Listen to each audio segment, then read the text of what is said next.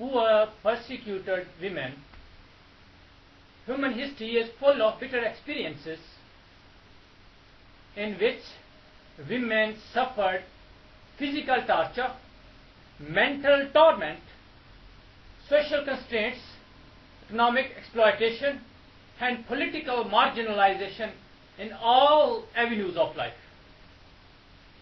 Women have always been considered inferior on the basis of gender in several countries of the world.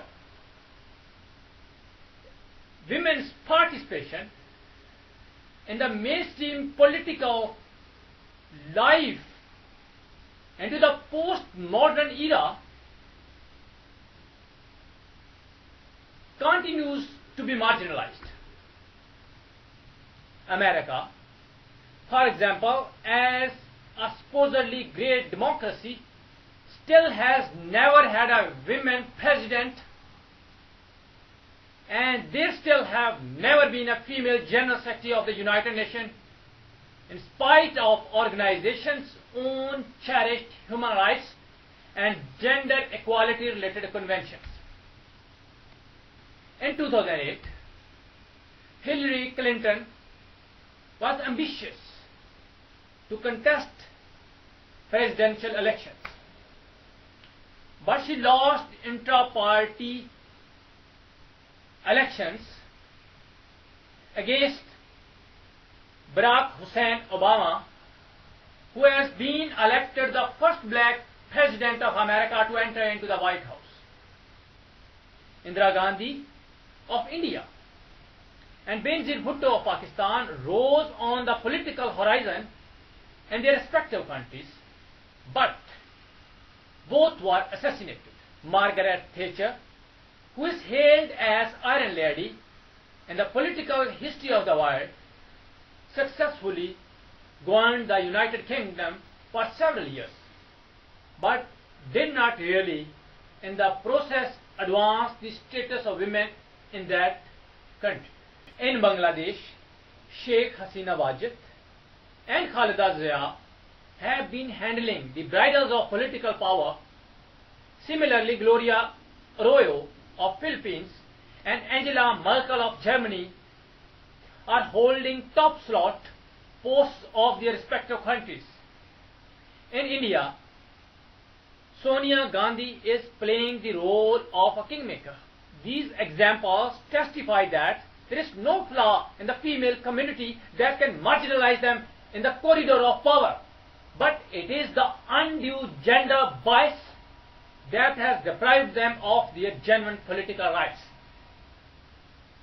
There is not a shadow of doubt that there have been successful women politicians in the contemporary world. However, if we compare their numbers with their counterpart, male leaders on the Crown North post, then their digits pale into insignificance, and their own involvement in the mainstream national and international political affairs is now as low as water in the Ravi River due to control of its headworks by India. To talk about women's rights in a feudalist society is to show red rag to male chauvinist feudal bulls. They deliberately keep their women ignorant and backwards to maintain their dominancy in all affairs. The feudalism is the major impediment in the way of genuine empowerment of the women. Property rights are the main determining factors for persecution of women in the patriarchal and feudal societies, mainly in the developing countries.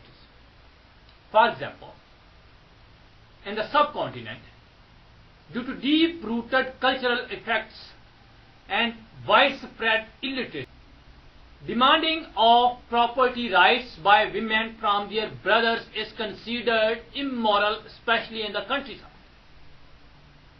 Male offsprings sometimes do not permit the marriages of their sisters throughout their lives, so that their husbands and in-laws do not demand legal share of property. Division of property on the basis of gender led to family feuds and the murdering of females. If a female receives her inheritance through legal battle, she is cursed throughout her life as she has committed an unpardonable sin. In the subcontinent, cruel customs of Sati and India and vicious traditions of Vaniswara and Kharokhari in Pakistan are continuously victimizing women. In mutual marriages, women are considered commodities to be exchanged. There are several cases in which a person marries his sister or daughter with an old born to get married with his young sister or daughter. In one case, the father married his daughter with his friend's son with surety that his son will marry with his daughter in exchange.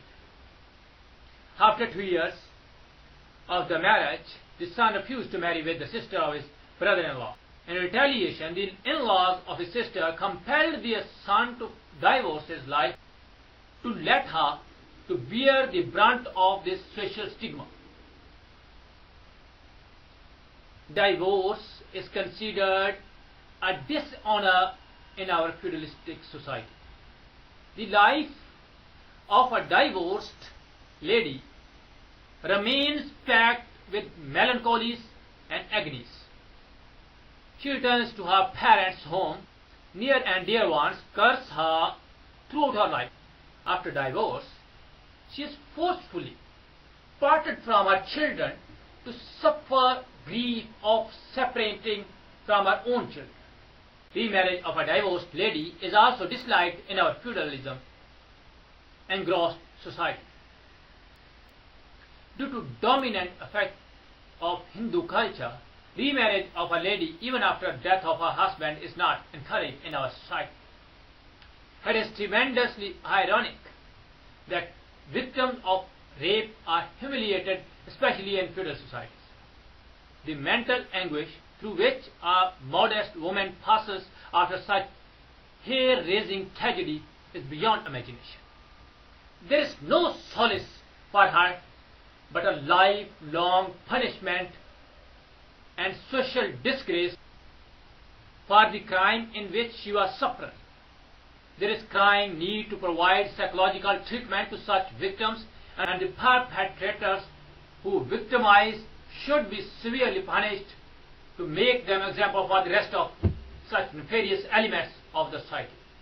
The United Nations organization should establish an international institution to assist such victims. The NGOs should genuinely help these victims instead of using them for their personal agendas. In feudal societies like Pakistan, gender bias is the major reason for backwardness and illiteracy of women. According to well-recognized social worker and educationist Ms. Fazila Aliani, the major hurdle faced by girls in getting educated was and is poverty.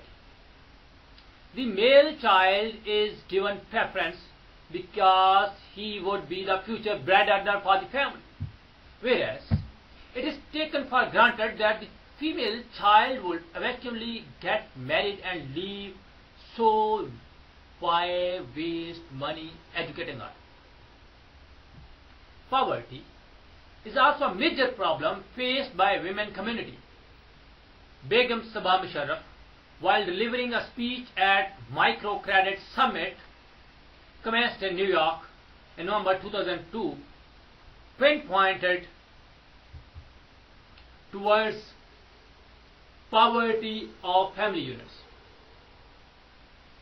She said, inequalities between the richest and the poorest people are widening.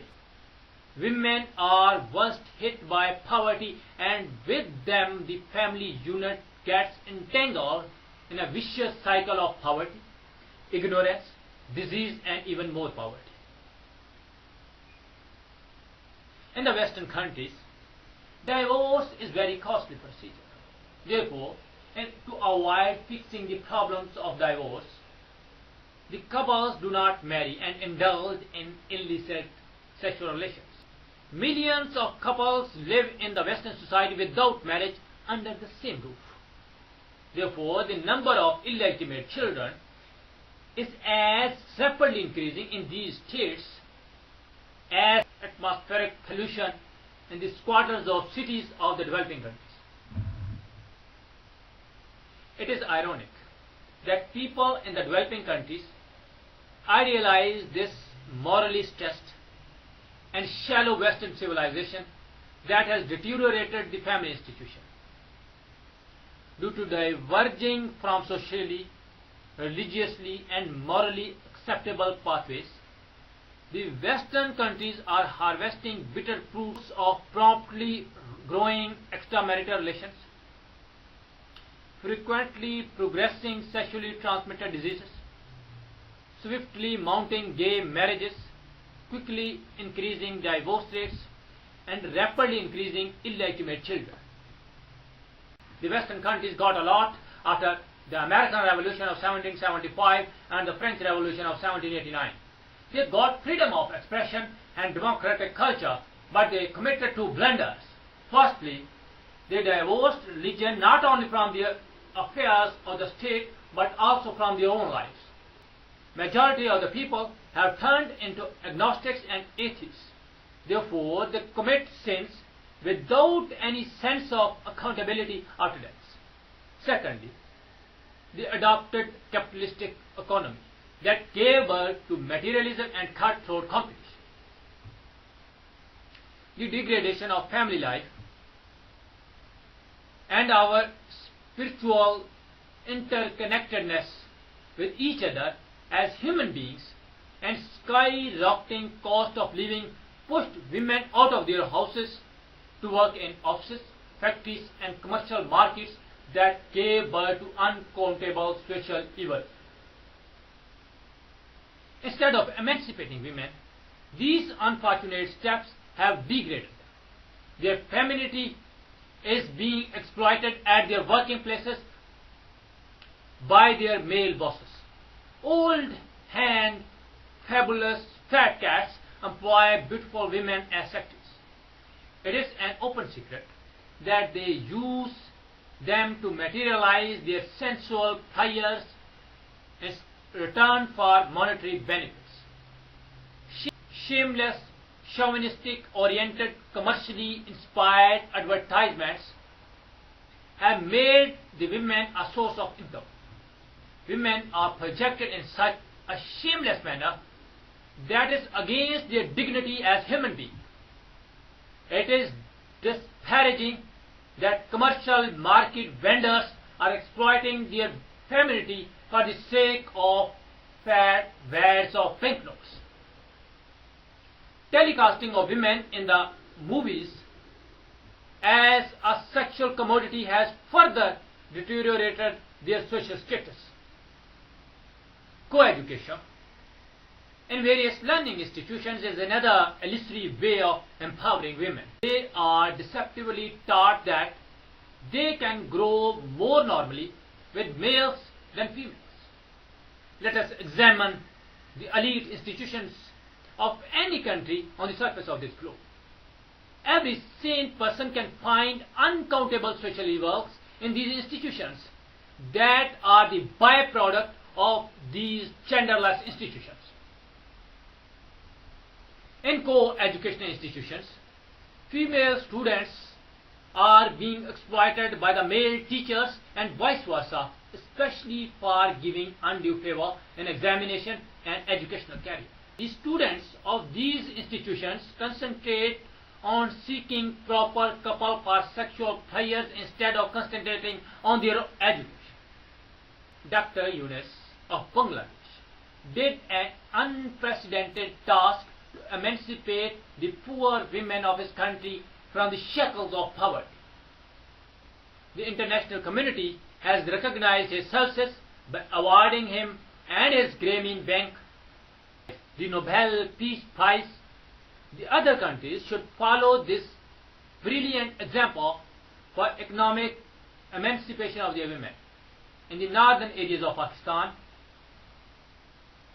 and Balochistan, women have great penchant about embroidery. Their handicrafts need to be institutionalized. The government should provide full facilities for this purpose. Feudalism, that is a major barrier in empowerment of women, can be rooted out through introducing genuine democratic culture rather than synthetic one. Women have been victimized by the dogmatic clergy in the name of religion, exploited by the stagnant-minded feudal lords in the name of cruel customs and traditions, and commercialized by nudity-loving liberals in the name of modernism. Oh, the victimized and exploited community of the world, you have to travel a long distance to acquire your due rights. You should live in graceful and dignified manner and not let sick-minded pornographers to exploit your families.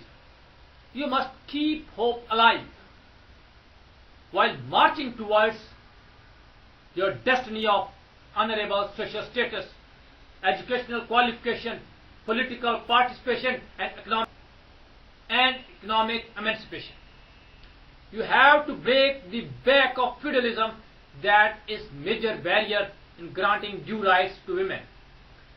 But you must never forget your duty of rejuvenation of family institution, because it is perpetually decaying, because you have been compelled to turn a blind eye towards this responsibility, because a mother is heart of each family. You must groom offsprings to polish their constructive faculties to give good nations to the international community. You must educate yourself, because only an educated mother can perform a commendable role for his family. Ruby Manicon fittingly attributed, if you educate a man, you educate a person, but if you educate a woman, you educate a family. Thank you very much.